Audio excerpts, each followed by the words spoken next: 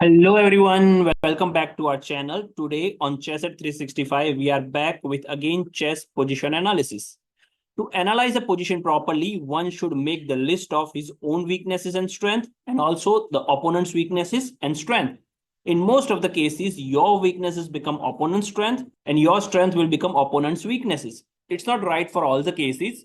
So let's start doing this one by one. If you start taking count your weaknesses, that first of all, white is a rook down in the game. If you look at the black rook, it is attacking on the a5 and b2 pawn. But now if you count your strength, then you have a pawn on the d7, which is one step away from the pawn promotion. But don't forget the bishop is guarding on the d8 square. After queen's move to the f8, now queen is also guarding the d8 square. After queen moves to the f8, the g6 pawn is also ready to attack. One important point for the white is white's queen is in a slightly better position. Now let's count opponent's weaknesses. Opponent have a one major weakness is that all the piece coordination is not so well. And black's pawns are mostly isolated or double in the structure.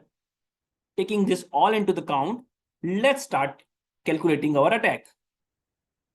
After black move its queen to the f8, white have a clear chance with pawn to g7 check. It's a clear double attack. Both the king and queen is under attack. Here, black have an easy chance to capture the pawn with either king or the queen. But both is not so effective. Let's start see on the board. What if black take it with the king? Then white clearly gives queen to g4 check. No black piece can block the check. King have a clear chance of going to the f7 or h8.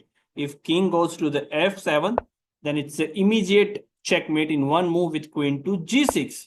So black will not go to the f7. Let's see what if king goes to the h8. Then white will move its queen to the g6 and threatening the h7 checkmate.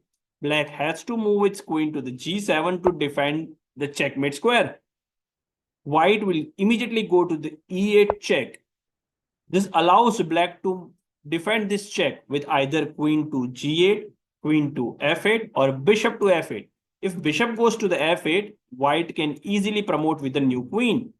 And if not, if queens try to go to the g8, then we can easily take the hanging bishop.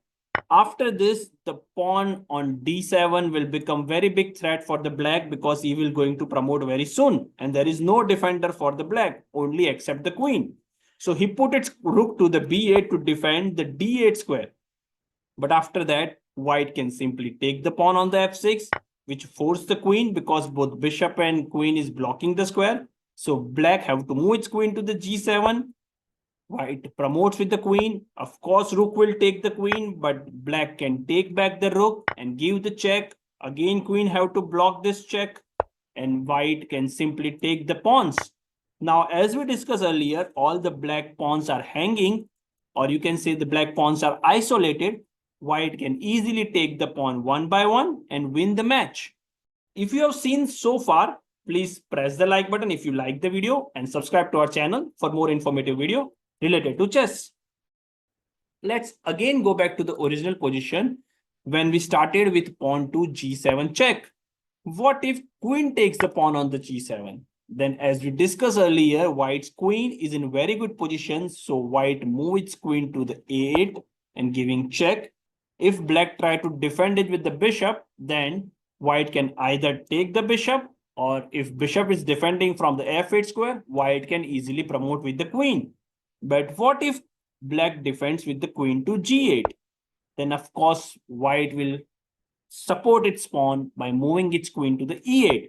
It is not only supporting his own pawn, but also attacking on the hanging bishop. Remember, the bishop is actually hanging. Now, black will move its rook to d8 to put one more attack on the queen. But this doesn't look so effective because white queen can easily take the bishop on e7. After that, white is actually threatening on the h7 checkmate. Black's queen cannot move anywhere from here. And if you think that rook can attack on the queen and do something, then it's an immediate blunder because pawn can take the rook and promote with the new queen. Eventually, black has to keep the rook and queen on the last rank, and he can simply push his pawn where white can take the pawn, give the check, queen has to block, White promote with the queen, rook takes, and queen takes the rook, and white is now in very good position. Thanks for watching. Subscribe to our channel for more informative video related to chess.